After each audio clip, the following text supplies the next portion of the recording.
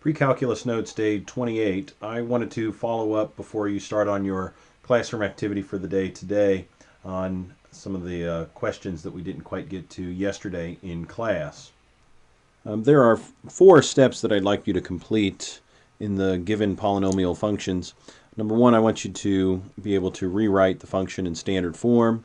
I'd like for you to find all x and y intercepts, and then while you're at it, identify the multiplicity of each zero and use that to sketch a graph of the function. So when it comes to rewriting the function in standard form, basically what I need you to do is multiply the polynomial out so that the parentheses disappear. I'm going to work through that silently in just a moment for this first example, f of x on the left.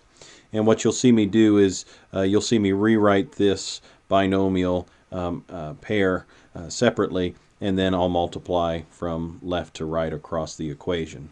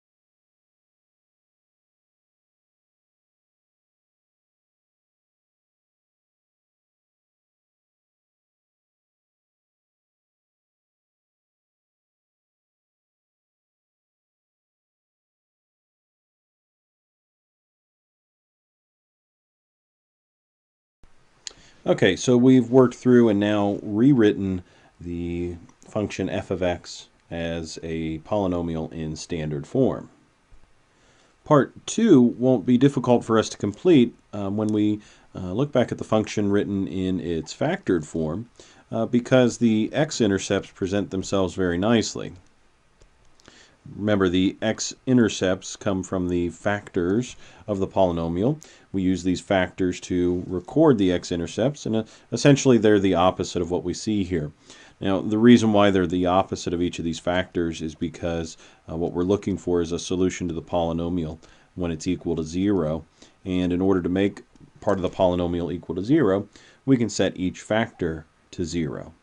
Now, when x minus 7 is equal to 0, then obviously the solution to that would be a positive 7. The number 7 would make that factor equal to 0. And in the other case, when x plus 3 is equal to 0, the number that makes that true is when x is equal to negative 3. So we have our 2 intercepts, one at positive 7, one at negative 3. And we might also write them this way as a coordinate.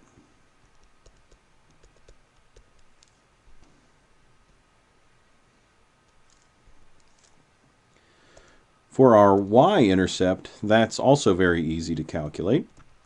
We know from our conversation yesterday, in order to find a y-intercept, we find the result of the equation when x is equal to 0. Now, in this case, I don't think it would be as easy to go back to the factored form. Instead, I'd like to look at my standard form of the equation. Now, imagine what would happen when we replace an x in this equation with 0. If each of these highlighted yellow portions were changed to the number 0, then we would be left with only one value at the end here, this negative 189. So when x is equal to 0, we find that y is equal to negative 189. So we have a y-intercept at negative 189, or written as a coordinate, it might look like this, 0, comma, negative 189.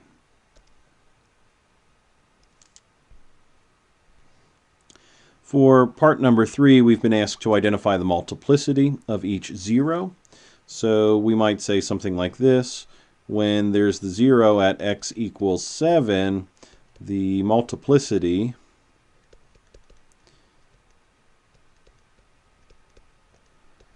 is 1. And we know that because the factor here, this factor, has an exponent associated with it of 1. Now, when x is equal to negative 3, the other 0, the multiplicity is equal to 2.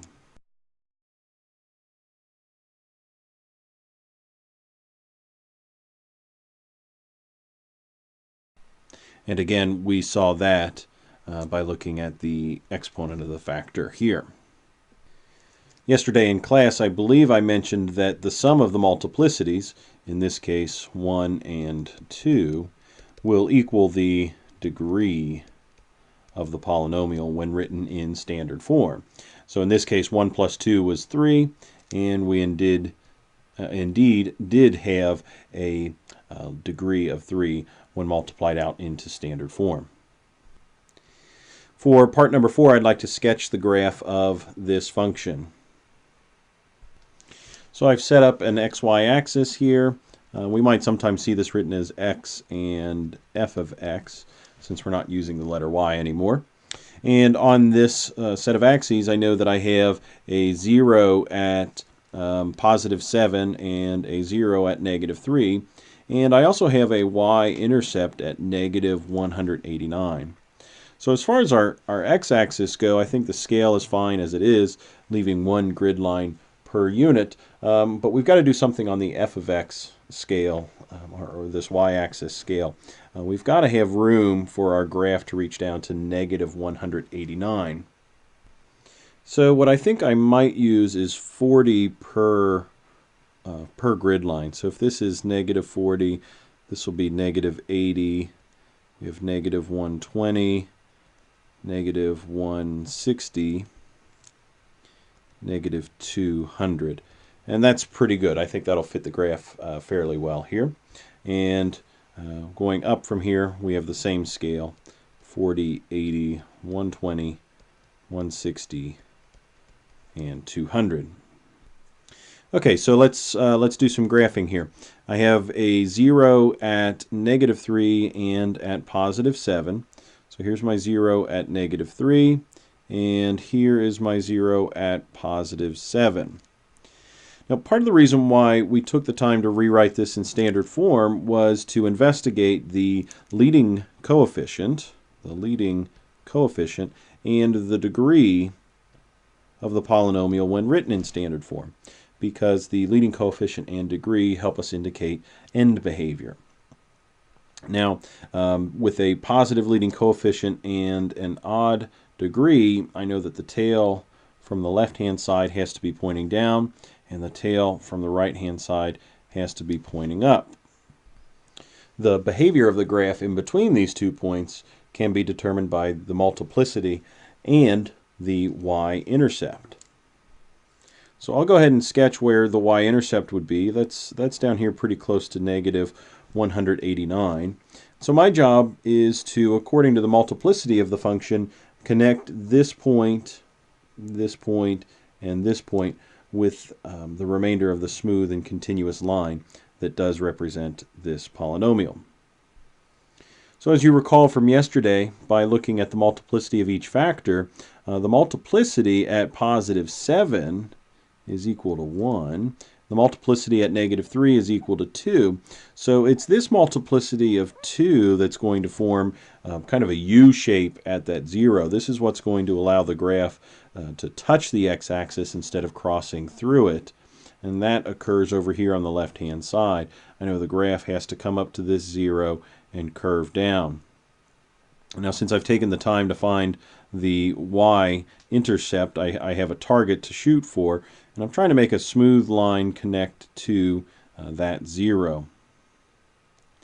Now, as we run off towards the right side here, I know the graph has to cross directly through this 0, and the reason I know that is because we have a multiplicity of 1.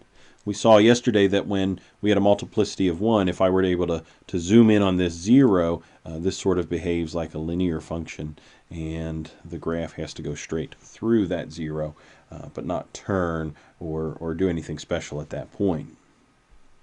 So we have a fairly decent looking sketch here. I think it meets all the criteria of what we've discussed so far.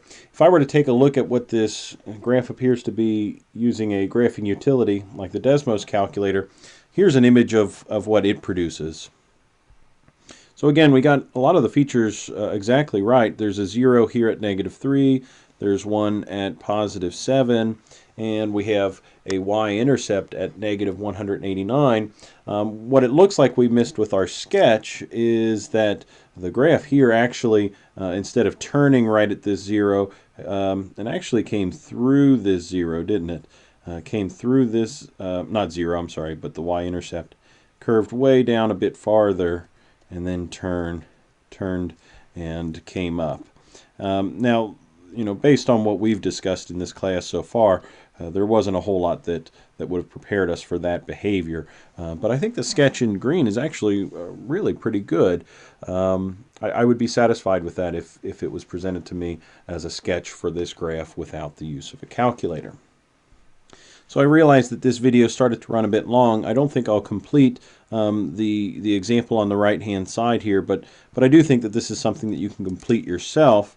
One thing that I will point out here, though, is that the 0 located with this factor, x squared, remember you could simply write that as x minus 0 squared, and then you'd have a completed set of factors that you could further investigate.